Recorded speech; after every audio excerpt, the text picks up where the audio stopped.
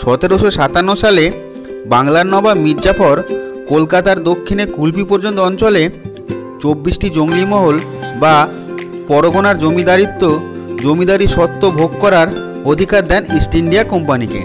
সেই থেকে জায়গাটির নাম হয় 24 পরগনা। পরবর্তীকালে জেলাটির উত্তরাংশ নিয়ে উত্তর 24 পরগনা নাম হয়। চলুন দেখে নিই এই জেলার 20টি দর্শনীয় স্থান।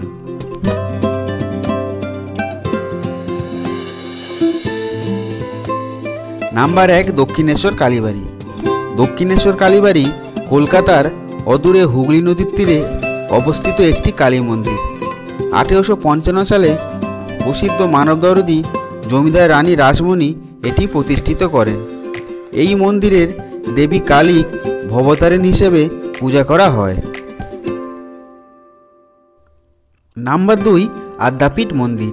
দক্ষিণেশ্বর মন্দিরের অদূরেই আদ্যাপীঠে হিন্দু তীর্থ আদ্যা মায়ের মন্দির। 3 চূড়াওয়ালা 3 ধাপে গড়া মন্দির। প্রথম ধাপে উপবিষ্ট শ্রী রামকৃষ্ণ, দ্বিতীয় ধাপে শিবের বুকের অষ্টধাতুর দেবী মূর্তি, তৃতীয় ধাপে রাধাকৃষ্ণের যুগল মূর্তি। এই মন্দিরটি সকাল ও সন্ধ্যায় কিছু সময়ের জন্য খোলা থাকে। এই মন্দিরে ভক্তদের জন্য মেলে অন্নপ্রসাদ। নাম্বার 3, চন্দ্রকেতুগড়। কলকাতার উত্তর পূর্বে মাত্র 34 কিলোমিটার দূরে চন্দ্রকেতুগড়ের ইতিহাস।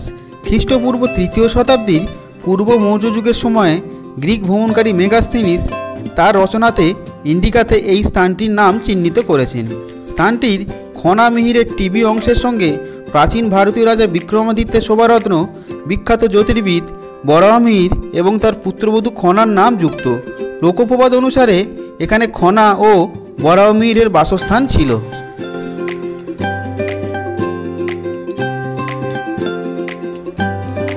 নাম্বার 4, টাকি। শীতকালে বাঙালির প্রিয় পিকনিকের জায়গাগুলির মধ্যে একটি হতে পারে টাকি। কলকাতা থেকে মাত্র 2 ঘন্টা দূরে ইচ্ছামতি নদীর তীরে এই পারে টাকি আর অন্য পারে বাংলাদেশ। গোলপাতার জঙ্গল বা মিনি সুন্দরবন, মাছরাঙা দ্বীপ দেখে নেওয়ার পাশে ইচ্ছামতি নদীতে নৌকা ভ্রমণও করতে পারবেন। দুর্গাপূজা বিজয়া দশমীতে ভারত ও বাংলাদেশ এই ইচ্ছামতি নদীতে বিসর্জনের অংশ নেয়।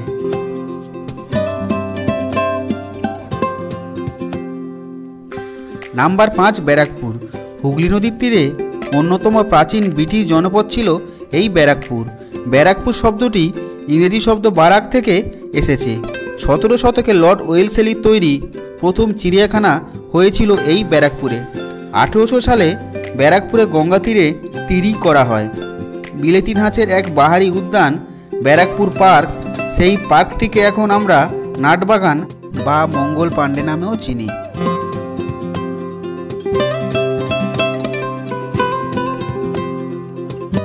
নাম্বার 6, অন্নপূর্ণা মন্দির। উত্তর 24 পরগনা জেলার ব্যারাকপুর টিটাগড় অঞ্চলের একটি সুপ্রসিদ্ধ অন্নপূর্ণা মন্দির। 1875 সালের শ্রী শ্রী রামকৃষ্ণ পরমহংস দ্বারা ভক্তদের জন্য উন্মুক্ত। এই মন্দিরটির স্থাপত্য দক্ষিণেশ্বর কালীবাড়ির অনুরূপ হওয়ায় এটি দ্বিতীয় দক্ষিণেশ্বর মন্দির নামে পরিচিত। এটি চাণক মন্দির নামেও পরিচিত।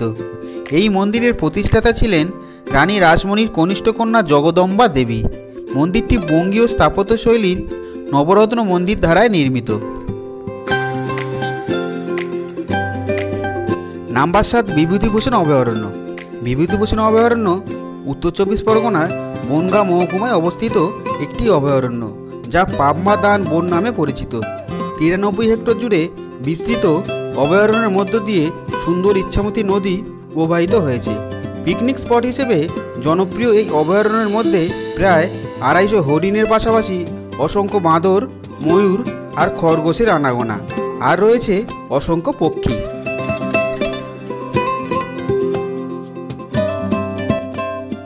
নাম্বার 8, চাকলাধাম। এটি লোকনাথ বাবার মন্দিরের জন্য বিশ্বব্যাপী বিখ্যাত। যেহেতু চাকলা লোকনাথ বাবার জন্মস্থান, বাবা লোকনাথের মূল মন্দির লাগোয়া নাট মন্দির উপরে ওঠার জন্য দুপাশে 2টি প্রশস্ত সিঁড়ি, তার পাশে 2টি বড় মূর্তি বসানো রয়েছে। মন্দিরের সামনে খুবই বড় মাঠ রয়েছে। নাম্বার 9, বঙ্কিম সংগ্রহশালা। নৈহাটির কাঁঠালপাড়ায় সাহিত্য সম্রাট বঙ্কিমচন্দ্র চট্টোপাধ্যায়ের বাসস্থান। সংস্কারের পর বর্তমানে তৈরি হয়েছে বঙ্কিম ভবন। সেখানে রয়েছে একটি সংগ্রহশালা ও হলঘর গড়ে উঠেছে। সংগ্রহশালার ঘরে আছে বঙ্কিমচন্দ্রের লেখার টেবিল ও চেয়ার। এখানে বসে 1875 সালে বন্দে মাতরম রচনা করেছিল বঙ্কিমচন্দ্র। Number 10, Aquatica. এটি একটি ওয়াটার থিম পার্ক। এটি 70 একর বা 75,000 বর্গফুট এলাকা নিয়ে ছড়িয়ে রয়েছে। 1999 সালে এই থিম জল উদ্যান খোলা হয়েছিল। এটি ভারতের পূর্ব অংশ ও কলকাতায় অবস্থিত। অন্যান্য জল উদ্যানটির মধ্যে এটি বৃহত্তম। এইবার এক নজরে আরও 10টি দর্শনীয় স্থান। Number 11, Rabindra Tirtha. Number 12, Mulajore Kalibari, Shyamnagar. Number 13, Mangal Pandey park. Number 14, Gandhighat. Number 15, Gandhi museum. Number 16, Dinabandhu মিত্রের বাড়ি। নাম্বার 17, রাষ্ট্রগুরু সুরেন্দ্রনাথ বন্দ্যোপাধ্যায়ের বাড়ি। নাম্বার 18, সাধক রামপ্রসাদ সেনের বাড়ি। Number 19, Clive House, Dum Dum. Number 20, Panihati. বন্ধুরা, আমার এই ভিডিওটি যদি আপনাদের ভালো লেগে থাকে তাহলে লাইক, শেয়ার এবং সাবস্ক্রাইব করতে ভুলবেন না। আপনারা ভালো থাকবেন, সুস্থ থাকবেন এবং সুস্থ শরীরে ঘুরতে বেরোবেন। ধন্যবাদ।